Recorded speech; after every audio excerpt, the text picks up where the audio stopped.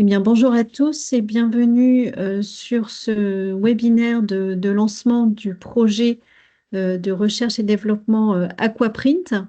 Nous sommes ravis de vous accueillir aussi nombreux cet après-midi. Donc, juste quelques informations avant de démarrer. Donc, nous allons, comme vous savez, enregistrer ce webinaire pour le rendre disponible en replay par la suite. Nous allons vous dérouler la présentation et n'hésitez pas à nous laisser vos questions dans le fil de conversation de ce webinaire et nous les prendrons, alors peut-être déjà un premier temps d'échange à peu près au milieu de la présentation et ensuite nous prendrons quelques questions à la fin de la présentation. Donc, je suis Rachel Chermain, directrice de l'Alliance HQE-GBC, accompagnée pour l'Alliance de Gwen Le Serre. Sont également présents Maxime Roger et Anthony Cousinet du CSTB, ainsi que Simon Davis et Laura Léry pour AIA Environnement. Et donc, nous prendrons la parole pour vous présenter ces différents sujets sur le projet Aquaprint. Donc déjà, quelques mots sur le contexte et les enjeux de ce projet. Nous vous expliquerons également pourquoi pourquoi ce projet Aquaprint et la méthodologie qui sera présentée, les objectifs et les résultats attendus de ce projet et également un point des principales étapes qui sont prévues dans ce projet Aquaprint. Alors, quelques mots pour démarrer sur le contexte. Comme vous le savez, dans ce contexte climatique en constante évolution, avec des épisodes de vagues de chaleur, de sécheresse de plus en plus intenses et fréquents, l'eau doit de plus en plus être considérée comme une ressource essentielle qui doit être préservée, car si on continue dans la tendance actuelle, 88% du territoire hexagonal pourrait être en tension modérée, voire sévère en été, d'ici 2050. Donc, ce constat nous impose bien évidemment de revoir nos modes de consommation en eau pour qu'elles soient de plus en plus sobres. Et c'est pour répondre à cette exigence que le plan eau, notamment, prévoit un objectif de réduction de 10% des prélèvements d'eau d'ici 2030, tous secteurs d'activité confondus. Et en sachant qu'à lui seul, le bâtiment est responsable d'environ 20% de la consommation d'eau douce mondiale. Et ce chiffre inclut la quantité d'eau utilisée en amont, le chantier et la fabrication des matériaux, pendant la phase d'exploitation du bâtiment et en aval, lors des opérations de déconstruction ou de rénovation lourde. Donc, la prise en compte de la gestion de l'eau s'envisage ainsi sur tout le cycle de vie des ouvrages.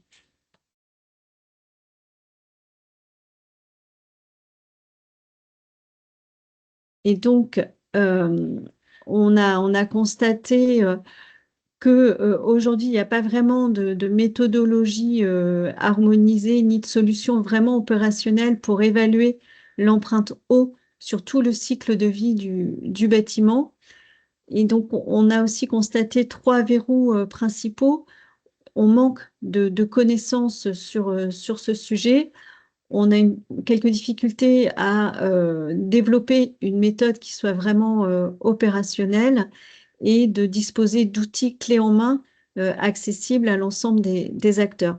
Et c'est à partir de ces constats-là que nous avons construit ce projet de recherche et développement d'Aquaprint qui cherche à élaborer un outil logiciel de calcul prédictif et collaboratif de l'empreinte eau d'un bâtiment sur tout son cycle de vie pour une conception plus sobre.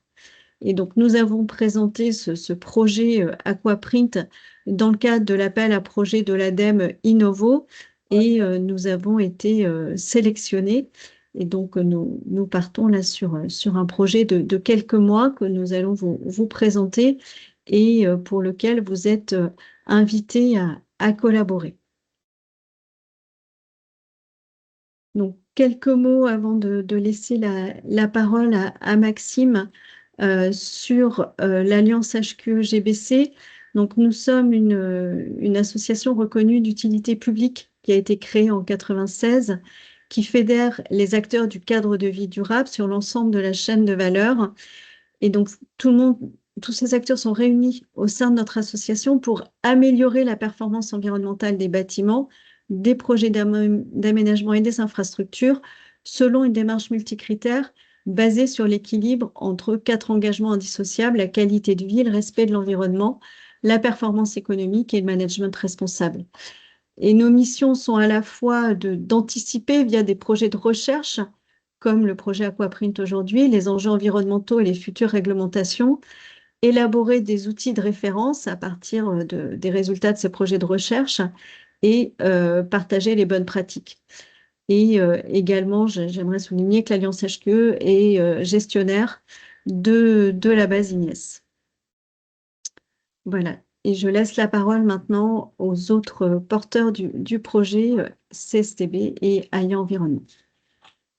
Alors, merci Rachel. Donc, je vais me présenter rapidement. Je suis Maxime Roger. Je suis le responsable de la direction opérationnelle en charge de tous les sujets autour de l'eau au CSTB. Le CSTB, Centre scientifique et technique. Donc, je vais vous présenter rapidement d'où est partie l'idée de ce projet et la création du consortium qui le porte. Alors, le CSTB, certains le connaissent par ses aspects un peu contraints d'avis techniques, de certification, mais le CSTB, c'est un établissement public à caractère industriel et commercial qui ne fait pas que ça, qui fait aussi pour pas loin de la moitié de son activité des travaux de R&D et qui dispose d'une expertise scientifique et technique sur un certain nombre de sujets. Le CSTB est organisé pour ça autour de domaines d'action stratégiques avec un objectif, des bâtiments et des villes pour bien vivre ensemble, et des impératifs comme l'adaptation au changement climatique, et surtout une raison d'être historique du CSTB qui était la fiabilisation de l'acte de construire et de rénover. Donc les actions de recherche du CSTB s'orientent sur ces ambitions-là, sur ces domaines d'action stratégiques-là. La création de la direction de l'eau au CSTB permet de motoriser ces actions de recherche et d'expertise sur le sujet de l'eau qui pourra bénéficier de toute l'expérience acquise en matière d'énergie, d'environnement et de carbone. On va essayer de gagner du temps.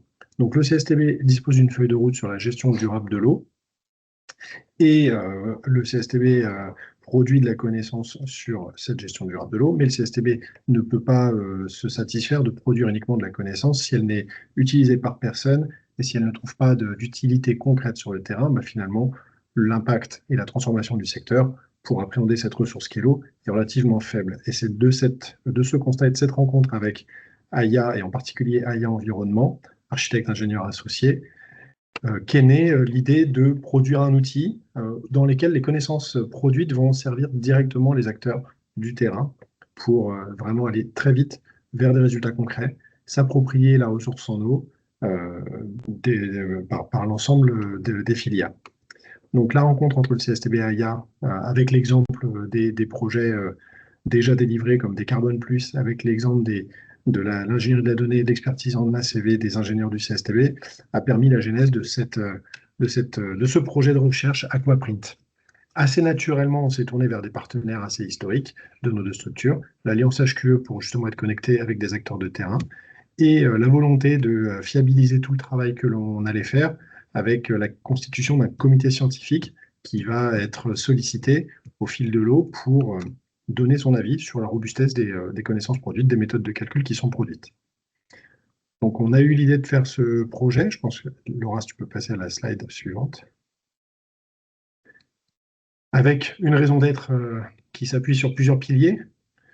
Aujourd'hui, la consommation d'eau, c'est pas forcément pris en compte dès les étapes amont des projets. C'est plutôt un angle mort de la conception et de l'éco-conception.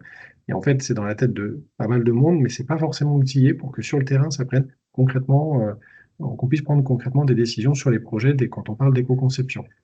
On parle maintenant assez naturellement d'énergie, on parle de carbone, on parle d'îlots de chaleur, on parle de végétalisation, mais finalement, la consommation d'eau de l'ensemble du projet, c'est assez peu outillé et c'est un peu le parent pauvre finalement de l'éco-conception. Peut-être pas le seul, vous me direz, mais en tout cas, aujourd'hui, c'est un angle mort et un constat qu'on a fait. Et l'impact global du bâtiment sur la raréfaction de la ressource, pas aujourd'hui, il est difficile à mesurer. Les méthodes de calcul ne sont pas faciles d'accès. Et elles sont aujourd'hui accessibles, presque réservées à des sachants qui savent manipuler la donnée, qui savent l'agréger, la post-traiter. Mais ce pas forcément des outils qui sont très opérationnels pour le marché, qui sont faciles d'accès pour tout un chacun. Le fait de ne pas avoir ces outils et surtout qu'ils ne soient pas disponibles pour les étapes de conception très en amont fait que finalement on peut difficilement faire des orientations stratégiques sur les projets d'aménagement, les projets immobiliers, alors qu'on sait que c'est aux étapes les plus amont qu'on va disposer du plus grand nombre de leviers d'arbitrage. L'ordre de grandeur, c'est que finalement, 30% des solutions innovantes ou des solutions opérationnelles pour répondre à une ambition stratégique sur la gestion de l'eau, elles disparaissent lorsqu'on a passé ces étapes de programme, d'esquisse et qu'on rentre dans les étapes un peu plus détaillées techniquement ou technologiquement. Donc il était important pour nous d'apporter quelque chose qui permette de disposer de tous ces leviers qui permettent de construire une stratégie de gestion de l'eau dès l'amont d'un programme. Enfin, il nous paraissait aussi indispensable de fournir à la filière des outils. On est à une charnière finalement au niveau de la réglementation, des réglementations passées, en cours ou à venir. Aujourd'hui, on a la RE 2020 qui a des indicateurs, mais qui ne sont pas forcément coercitifs sur la consommation d'eau. CAP 2030 qui avance un petit peu dans des indicateurs de performance. On a la réglementation sur l'eau impropre à la consommation humaine qui ouvre des portes d'un point de vue réglementaire, mais assez peu d'outils pour massifier, peu de cadres dans lequel, du maître d'ouvrage jusqu'à l'installateur, en passant par les concepteurs, les distributeurs, les fournisseurs, peu de cadres dans lequel poser sereinement une vision et un développement, notamment pour massifier, industrialiser les solutions d'utilisation d'eau non conventionnelle. Donc on avait à cœur de fournir aux acteurs de terrain des outils dans lesquels on puisse facilement comparer des solutions traditionnelles, non traditionnelles, sobriété ou solutions alternatives de gestion de l'eau, de manière à ce que pour un maître d'ouvrage ou un concepteur, dès l'amont, on puisse faire des choix de scénarios. Tu peux passer peut-être, Laura, s'il te plaît. Alors Aquaprint, on a choisi le nom parce que finalement c'est quelque chose qui parle un peu à tout le monde, mais pas vraiment à tout le monde. Enfin, quand on parle de l'empreinte eau, on parle de quoi? Alors, on a quelques ordres de grandeur qui circulent sur Internet, qui sont plus ou moins grand public. On peut trouver on a trouvé sur le site Odyssée la notion d'empreinte eau pour une tranche de bœuf. Une tranche de bœuf à 3100 litres d'eau. Un jean, c'est 11 mètres cubes. Donc finalement, on peut avoir des ordres de grandeur comme ça. Mais si on se pose la question, c'est quoi l'empreinte eau d'un bâtiment? Et bien là, même pour nous, finalement, ça a été un constat que c'était pas du tout facile ni à décrire, définir, encore moins à quantifier. Et donc, ça alimente un peu le propos que j'avais juste avant. C'est la raison d'être du projet, c'est de t'apporter des réponses, donner des clés de lecture et de décodage de ces grandeurs-là. Alors, une petite infographie qu'on a faite pour illustrer le propos, si on prend le gros cercle bleu, c'est finalement l'eau qu'on va consommer pendant l'exploitation du bâtiment. Ce sont les usages, les robinets, les chasses d'eau, tout ce qu'on va utiliser comme eau pendant la vie du bâtiment. Mais qu'est-ce qu'il y a à côté de ces usages-là? Eh ben, il y a toute l'eau qui a été nécessaire à la fabrication des produits de construction, l'eau qui est nécessaire au chantier, l'eau qui est nécessaire pour faire tourner le bâtiment au-delà de l'eau qui coule des robinets. Ça va être l'énergie qui est utilisée, nécessite de l'eau pour le refroidissement des centrales. Donc on a un certain nombre de postes qui sont un peu cachés dans le cycle de vie du bâtiment. Et c'est en partant de ce besoin d'une analyse en cycle de vie qu'on a posé le nom de l'empreinte eau et qu'on va essayer de mesurer tout au long de ce projet. Tu peux passer. La notion d'analyse en cycle de vie et d'empreinte du bâtiment et des projets immobiliers et des projets d'aménagement, ce n'est pas quelque chose de nouveau au CSTV.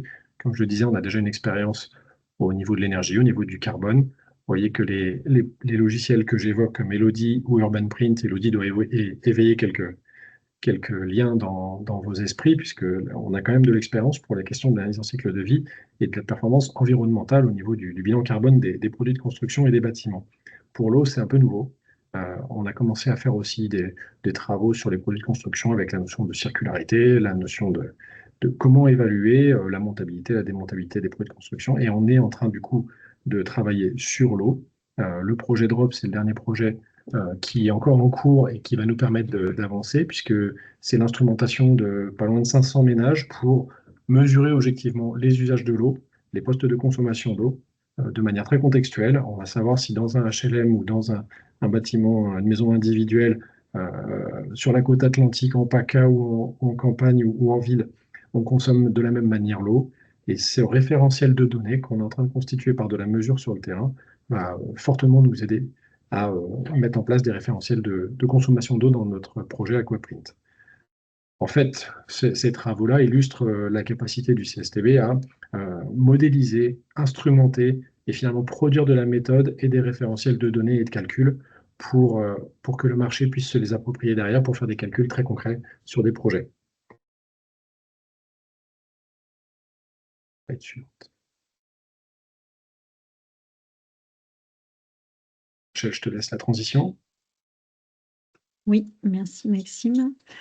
Donc, en effet, l'Alliance HQE-GBC réunit régulièrement ses adhérents au sein de différentes commissions ou groupes de travail, dont le GT indicateurs environnementaux, qui vise à explorer, comme son nom l'indique, de nouveaux indicateurs. Elle s'appuie également régulièrement sur des tests HQE Performance qu'elle mène dans le cadre de projets avec des partenaires, euh, et pour aller explorer différentes thématiques. On a travaillé bien sûr sur l'énergie, sur le carbone, sur l'ACV, l'économie circulaire, la biodiversité, la santé, par exemple, à l'échelle bâtiment, à l'échelle quartier. On a lancé récemment d'autres projets sur l'eau également. Et ces tests HQE Performance nous permettent à la fois de définir des méthodologies, des cahiers des charges d'outils, de tester ces outils pour aller également les améliorer. Et donc ce test HQE Performance eau a pour objectif tout d'abord d'identifier les projets innovants sur le sujet, d'embarquer des porteurs de projets sensibilisés à ce sujet. Et pour cela, l'Alliance mobilisera son écosystème pour intégrer des acteurs volontaires qui pourront faire part de leurs besoins opérationnels, de leurs attentes pour consolider les entrées et sorties de l'outil Aquaprint. Nous pourrons ainsi également nous assurer de la cohérence de l'outil avec les pratiques des maîtrises d'ouvrage, des maîtres d'œuvre et des certifications environnementales. Et les acteurs, toujours volontaires bien sûr, pourront ensuite intégrer le test HQE Performance eau que nous allons développer dans le cadre de ce projet pour aller expérimenter l'outil, ce qui permettra de l'alimenter avec des données issues de projets réels, d'étalonner les résultats obtenus par le calcul ACV avec des valeurs d'exploitation réelles, d'identifier des facteurs de sensibilité non intégrés dans les hypothèses initiales, de renforcer la robustesse des modules de calcul sur des projets, encore une fois, très, très opérationnels.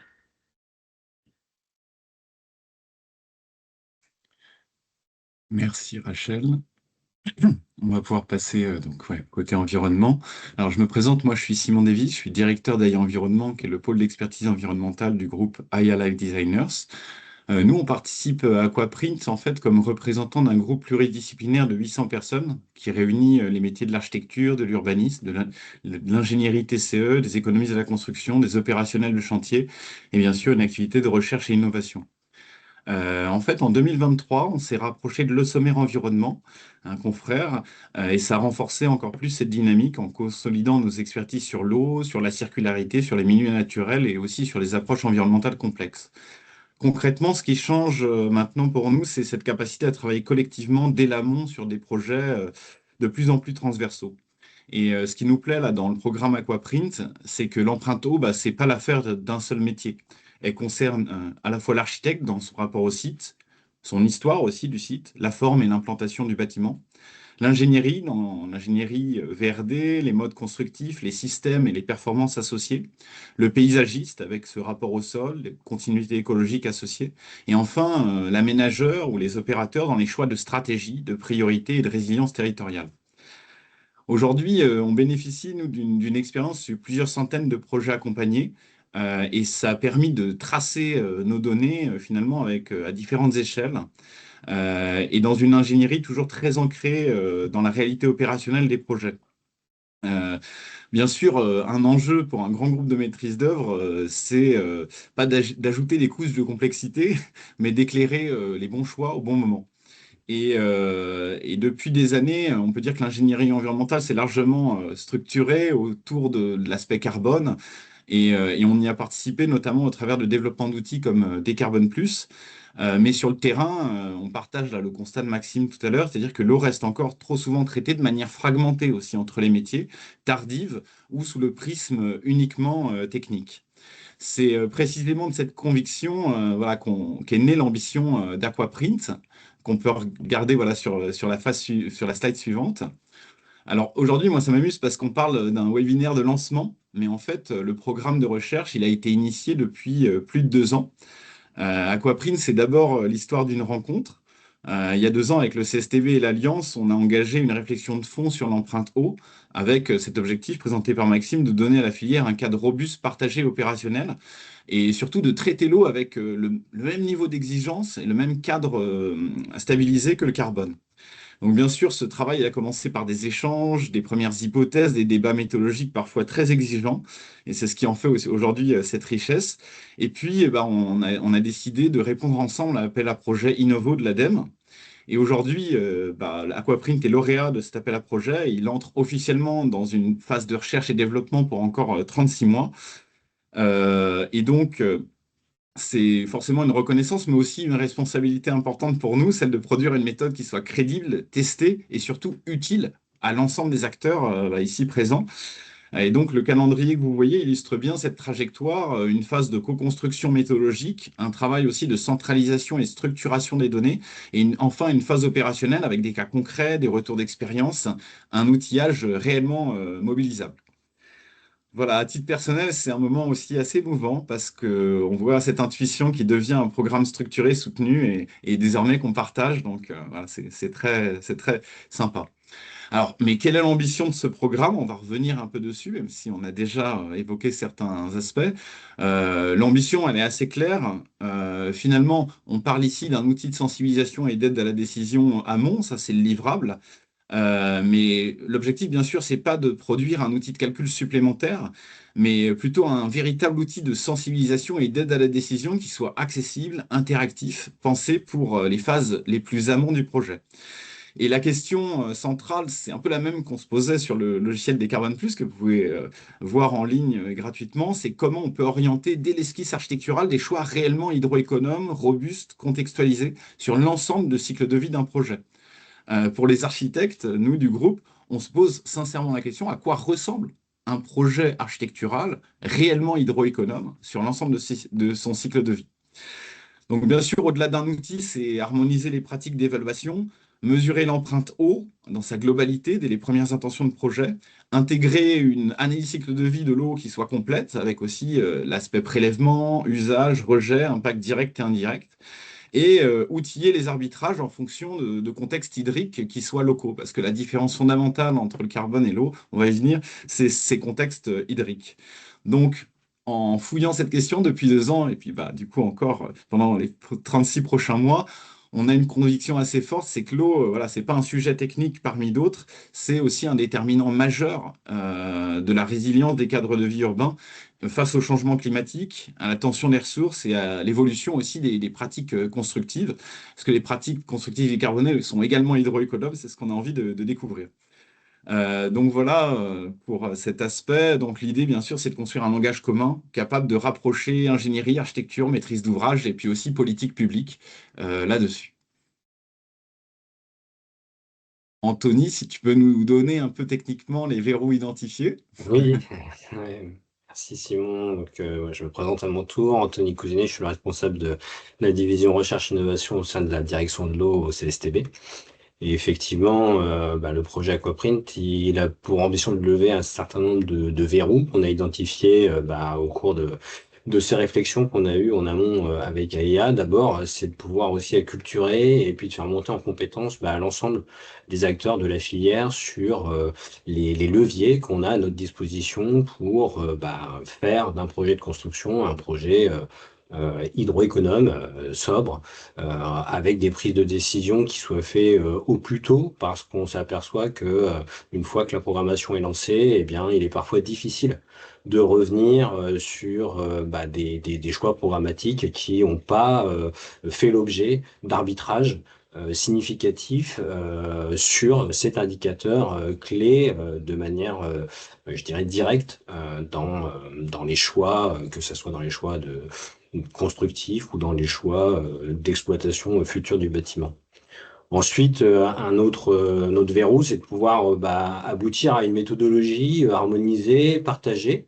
D'où l'enjeu d'avoir aussi un conseil scientifique qui permette d'éprouver un peu les méthodes que l'on va pouvoir proposer, parce qu'il en existe un certain nombre qui visent les indicateurs dont on a déjà parlé, énergie, carbone, qui parfois intègrent des calculs de consommation d'eau pour évaluer l'empreinte carbone associée à la production de cette eau. Je pense aux méthodologies qu'il peut y avoir dans la RE 2020, dans les outils de calcul associés. Mais pour intégrer une méthodologie qui sorte en données d'exploitation des indicateurs clés liés aux réductions et à la préservation de la ressource, eh bien, on n'a pas d'outils à disposition sur étagère pour pouvoir le faire à l'échelle d'un projet de construction. Et puis enfin, c'est de pouvoir aussi produire des bases de données digérées et exploitables sur les consommations d'eau directes et indirectes de l'ensemble du cycle de vie d'un projet de construction. Parce qu'il en existe, on part pas de rien, heureusement, parce que ce projet, il n'a pas pour ambition de produire ces bases de données, il a pas pour ambition de créer ces données, mais plutôt de construire des bases de données exploitables à partir de l'existant pour définir des méthodologies de calcul.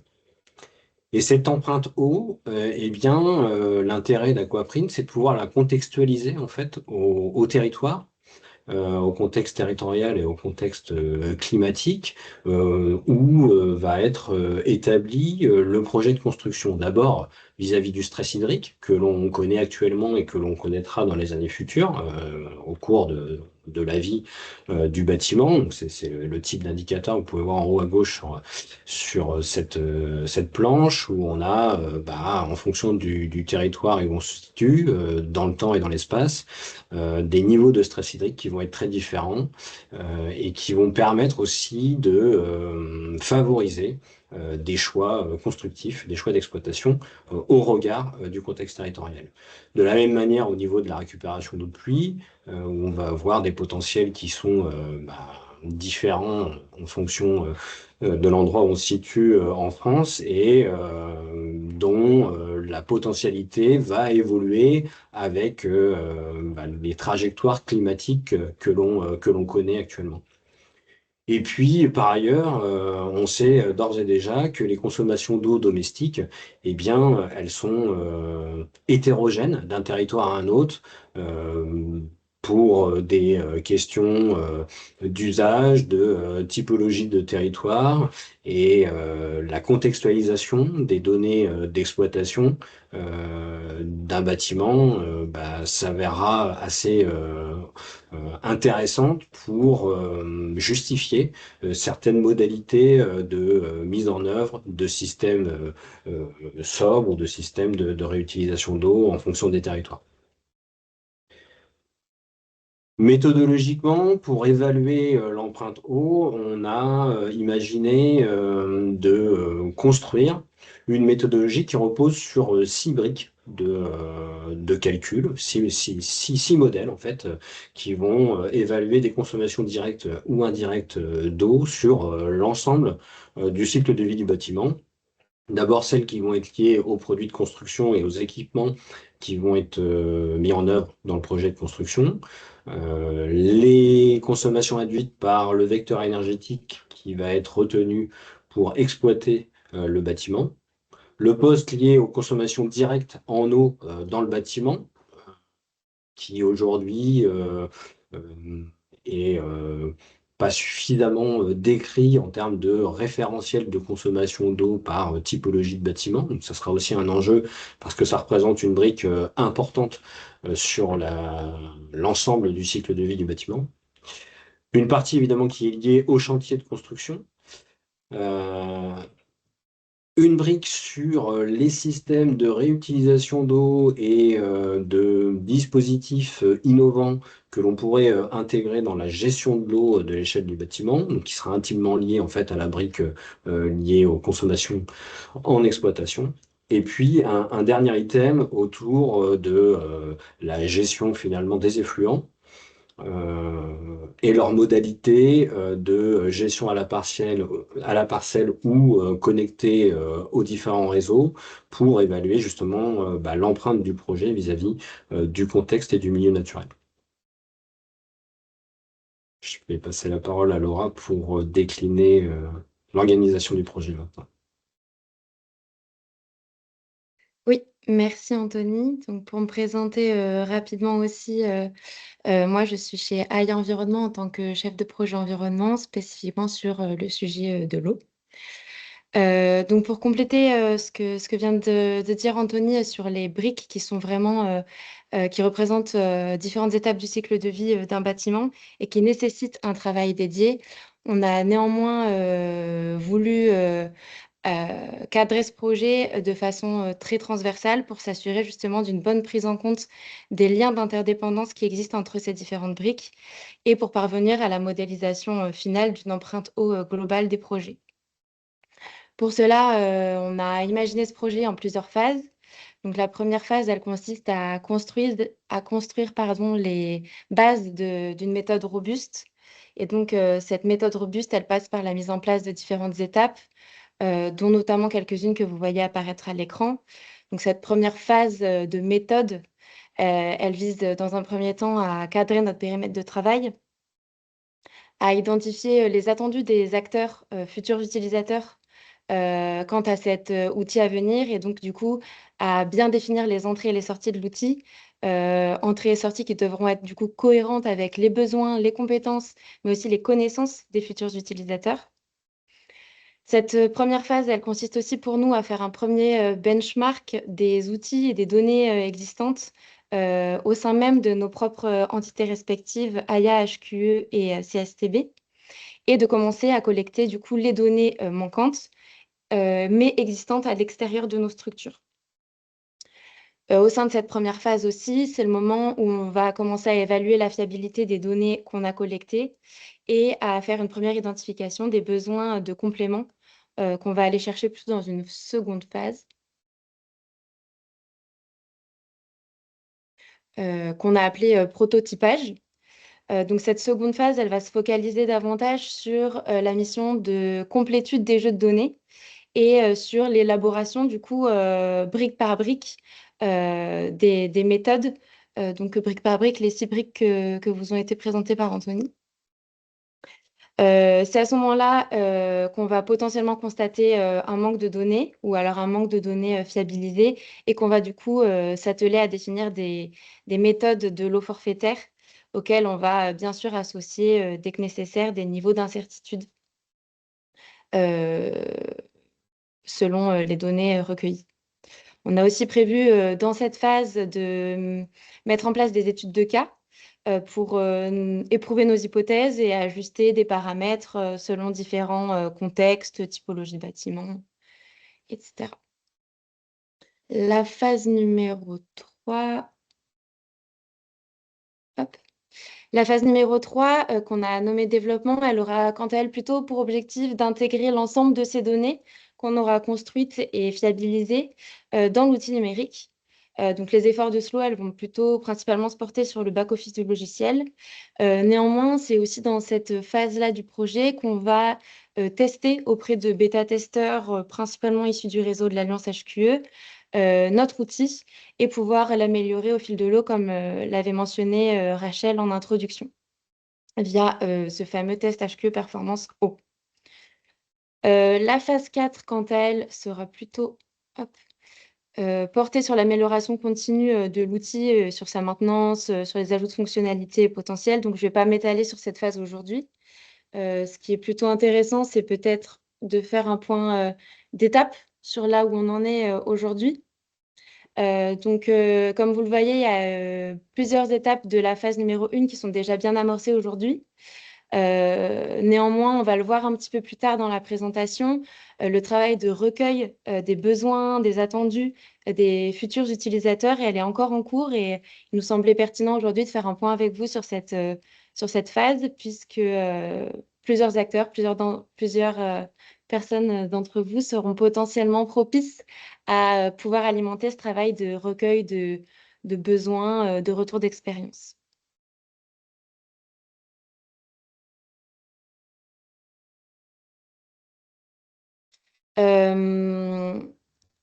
Donc, pour revenir un petit peu sur la solution finale qui est envisagée, donc l'ambition première, c'est vraiment d'apporter des éléments d'aide à la décision, comme le disait Simon.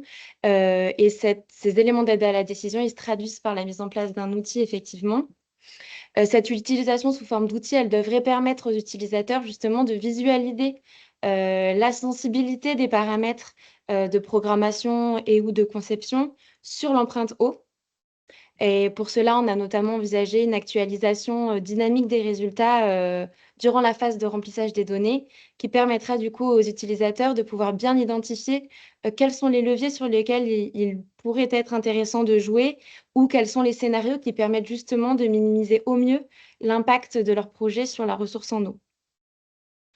Donc pour cela, on imagine aussi plusieurs typologies de résultats qui seront mis à la disposition des utilisateurs. Donc c'est ce qu'on voit sur la droite de la planche. Donc avec potentiellement en sortie des bilans hydriques, des scores eau, toujours une comparaison avec un scénario de référence et des analyses multicritères, effort gain, etc. La liste n'est pas exhaustive. En termes de résultats, on imagine aussi un scénario de résultats qui inclut davantage les spécificités locales du projet. C'est un petit peu ce qu'expliquait Anthony plus tôt avec l'importance de la prise en compte de la localisation du projet. Et cette approche localisée, elle permettrait d'orienter davantage les décisions spécifiquement au regard des enjeux d'un territoire donné, en intégrant par exemple la notion de risque de privation d'eau sur un territoire qui serait potentiellement peut-être plus importante dans le sud que dans le nord, par exemple. Et pour finir sur les ambitions du projet, on a vraiment à cœur d'inscrire ce projet dans une logique de bien commun. Et donc, le consortium d'acteurs s'est vraiment engagé dans l'objectif de proposer un logiciel en libre accès. Une appropriation collective de cet outil, c'est vraiment l'un des enjeux qu'on s'est fixé dans le cadre de ce projet, avec une envie de ne pas produire un outil qui n'est utilisable que par des bureaux d'études, mais par tout corps de métier. Et c'est via cette mise en libre accès qu'on souhaite notamment permettre la possibilité à tout acteur, qu'il soit public, privé, et quel que soit son corps de métier, de pouvoir s'approprier l'outil sans barrière économique, mais sans barrière aussi de connaissances et de compétences. Par ailleurs, sur cette diffusion et cette transparence, une partie du socle méthodologique sera in fine disponible en open source. Et il y aura aussi la production d'un guide pratique utilisateur qui permettra de comprendre davantage les choix et hypothèses retenus au sein du logiciel.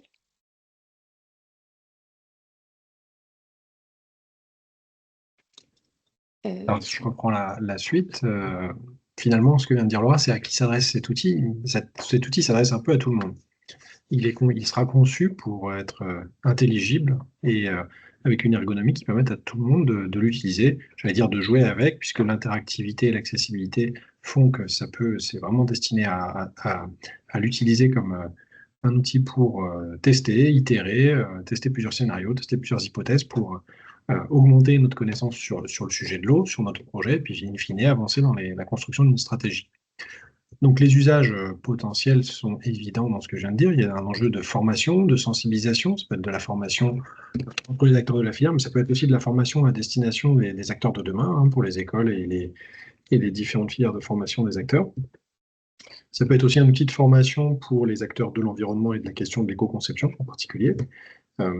On a aussi imaginé des usages pour la valorisation des systèmes, puisque là-dedans, on va modéliser des scénarios conventionnels, des scénarios standards, mais on va aussi modéliser des scénarios non standards, des scénarios qu'on va appeler de systèmes innovants. Dedans, on va y retrouver tous les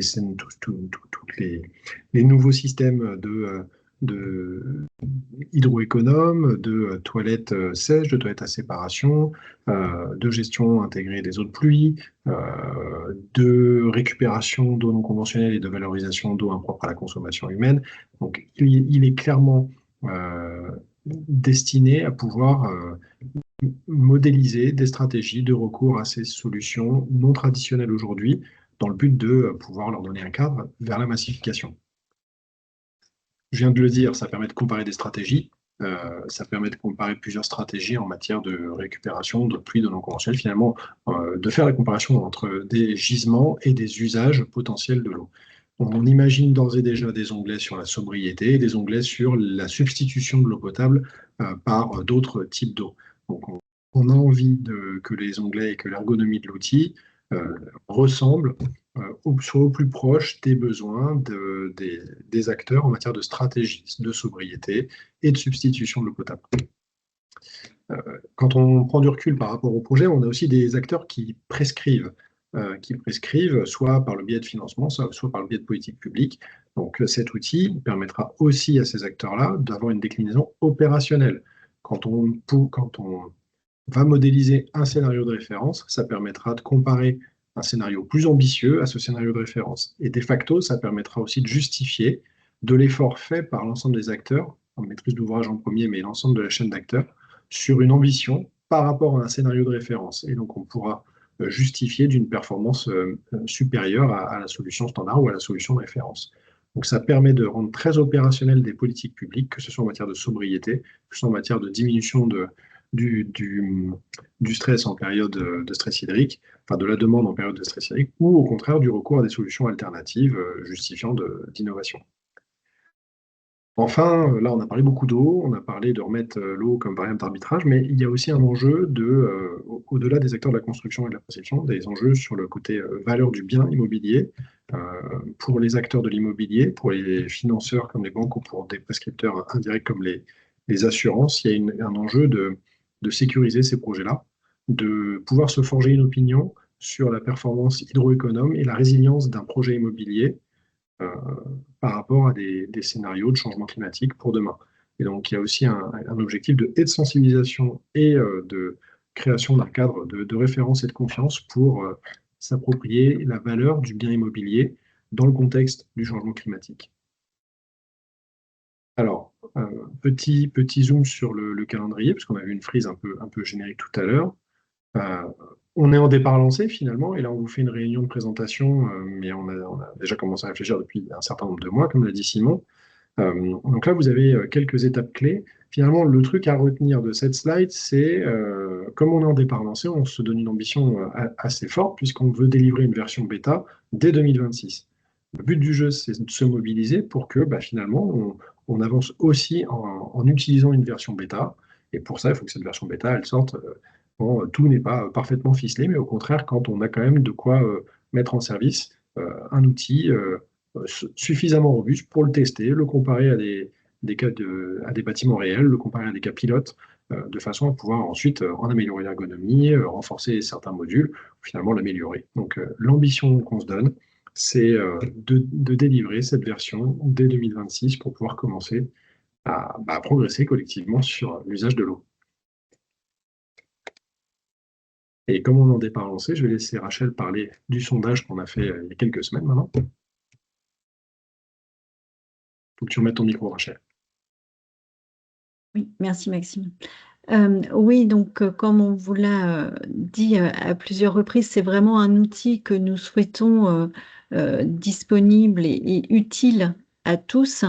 Et donc pour cela, il nous faut comprendre quelles sont vos attentes et vos besoins. Donc on a lancé dans un premier temps un sondage pour recueillir les pratiques des acteurs, leurs besoins, leurs attentes. Et donc, merci à ceux qui ont déjà répondu à ce sondage. Il est toujours ouvert et on vous renverra le lien, vous l'avez sur la slide également, parce que voilà, on a besoin de retours supplémentaires pour consolider ces réponses que nous avons obtenues. Mais selon les premiers retours que nous avons reçus, ils montrent bien une méconnaissance des données en exploitation, également que l'eau devient un sujet prépondérant, mais qui n'est pas systématiquement cadré, que l'info manque pour pouvoir arbitrer le choix des solutions, et notamment les infos manquantes les plus récurrentes portent sur l'usage réel, les ratios par poste, les besoins en eau, notamment bâtiments et espaces verts, et surtout l'été pendant les périodes de sécheresse notamment. On voit également, selon ces premiers retours, que les thématiques les plus souvent travaillées sont l'étude du suivi des consommations avec la mise en place de solutions de limitation, notamment des équipements hydroéconomes. Également la thématique de réutilisation des eaux de pluie et également des solutions végétalisées, la réutilisation des eaux grises. Et on voit également, ce sondage montre bien également que le concept d'empreinte eau est un concept qui parle, mais bon, encore assez vaguement, il manque une vraie définition, et surtout que ce concept et cette empreinte eau n'est pas aujourd'hui utilisé. On ressent le besoin d'outils, surtout en amont des projets, pour pouvoir mener des estimations par poste qui soient assez robustes, et également avec des scénarios définis selon les usages, les comportements, également selon le contexte territorial et saisonnier. Donc voilà les premiers retours qu'on pouvait vous partager. Donc n'hésitez pas à nous faire remonter de votre côté vos propres besoins. À partir de janvier, nous lancerons également une série d'une dizaine d'entretiens plus approfondis pour pouvoir creuser certains points qui nous sembleront importants pour pouvoir ensuite développer l'outil. Et comme on vous l'a dit également, une prochaine étape à partir certainement après l'été 2026 consistera à lancer donc ce test HQE Performance Eau, qui là aussi sera ouvert à tous les acteurs qui voudront y participer. Donc à la fois sur des projets livrés et ou en exploitation, et également sur des projets en conception. Et tous les projets qui intégreront le test HQE Performance Eau pourront bénéficier d'un accès anticipé aux versions bêta de l'outil pour à la fois pour les projets livrés ou en exploitation de mener une évaluation environnementale du projet, et également la remontée de données que nous obtiendrons permettront d'alimenter l'outil et de le faire évoluer pour renforcer sa robustesse. Également, les quelques spécificités pour les projets en phase de conception. Il pourra servir d'outil amont d'aide à la prise de décision. On pourra également proposer un suivi plus individualisé et accompagner sur l'intégration des données au fil de l'eau. Bon, il est à noter bien sûr que le périmètre de ce test HQE Performance sera à définir précisément en fonction des besoins des acteurs qui nous auront été remontés. Donc voilà, on affinera tous ces points. Et dernier point également que je voulais porter à votre connaissance, pour les acteurs qui participent au test HQE Performance que nous menons, vous avez la possibilité de bénéficier d'un mécénat de compétences, ce qui vous permet de pouvoir bénéficier d'une réduction fiscale sur les impôts de votre société. Donc voilà, ça peut être également un avantage important que vous pouvez activer. Et donc, comme vous l'avez compris, nous vous invitons à participer tous à ces différentes étapes du projet qui se veut le plus collaboratif possible. Et puis, évidemment, nous, de notre côté, on vous tiendra informés après certaines étapes de l'avancée et des résultats du projet. Merci à tous et place maintenant à vos questions. Je crois qu'il y en a certaines qui ont déjà été posées dans le chat.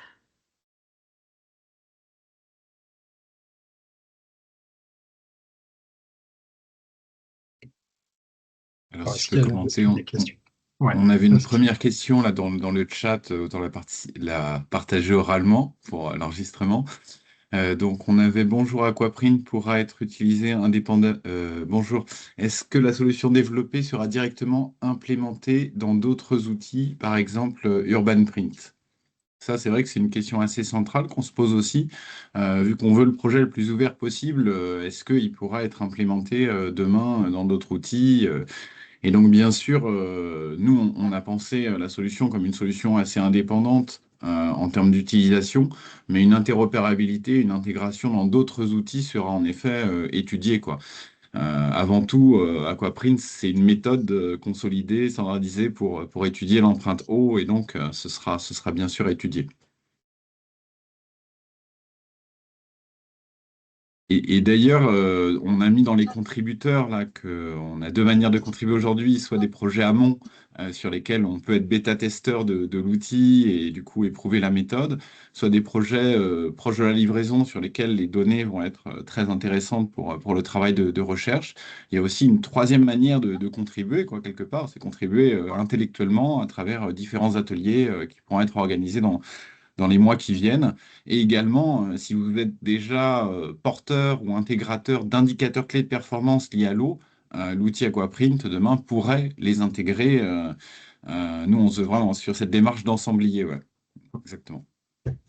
Peut-être que c'est l'occasion d'illustrer ce que tu dis, Simon, avec des propos qui circulent un peu à droite à gauche. On parle, par exemple, du diagnostic de performance hydrique.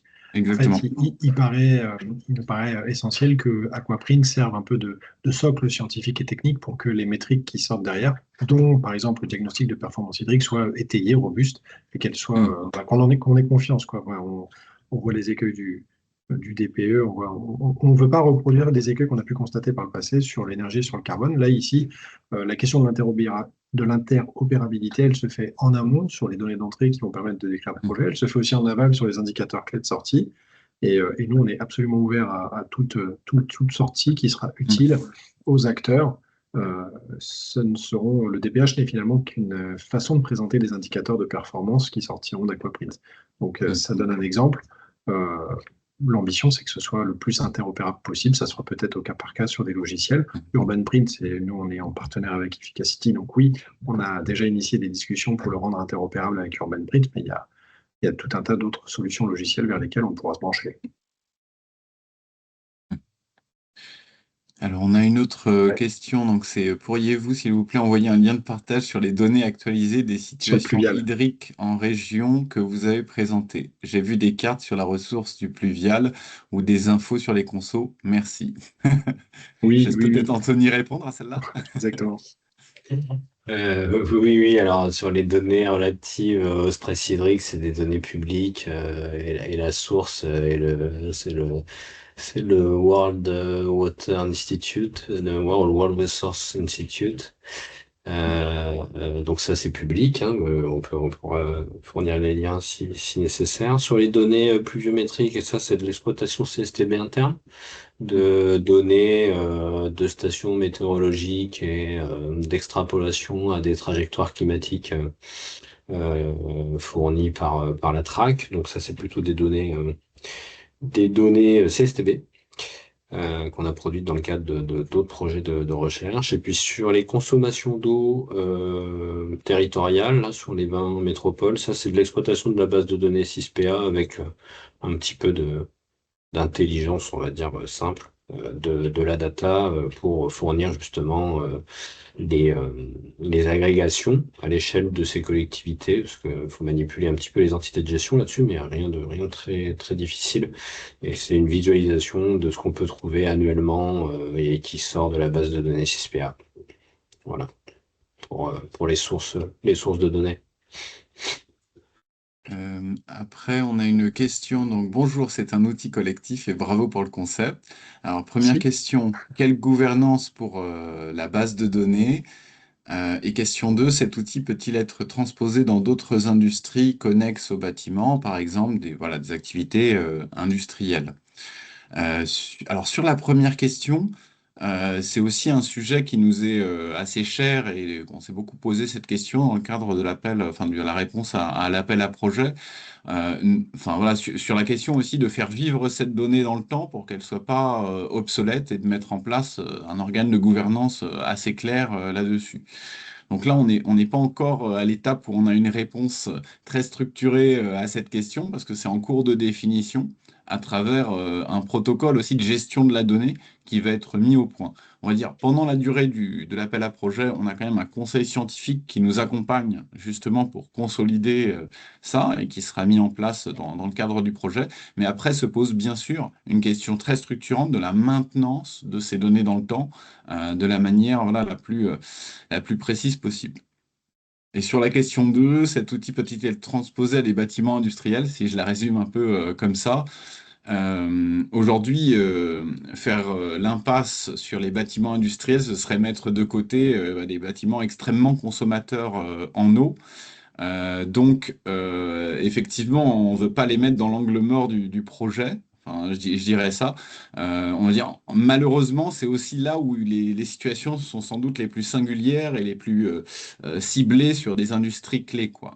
Donc, à mon avis, le socle méthodologique sera utile pour ça.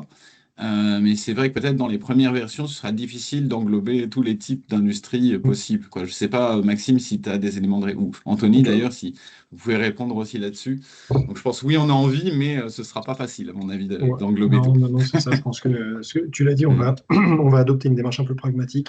Donc, on va Mm. pouvoir délivrer des scénarios d'usage qui sont des bâtiments évidents, hein, le logement, le scolaire, les bâtiments de travail, etc., tertiaire. Et on va élargir au fur et à mesure. Les bâtiments industriels, il y a une complexité en plus, puisqu'ils sont très divers. Et il y a une maîtrise aussi qui est très différente par rapport aux autres types d'établissements. Donc, aujourd'hui, on les inclut dans notre scope. Peut-être pas dans les versions bêta qu'on va sortir les premières, mais en tout cas, il y aura Ouais, forcément c'est ça. un focus très spécifique aux bâtiments industriels. Mm. Très bien. Après, donc, on a Et une à question l'adaptation, ouais.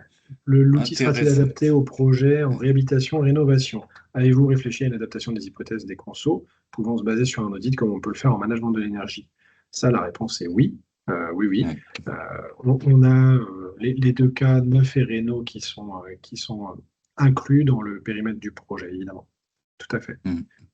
Et on aura possibilité de comparer un état existant versus un état projeté. En tout cas, c'est ce qu'on s'est Exactement. donné comme cahier des charges Ouais. aujourd'hui.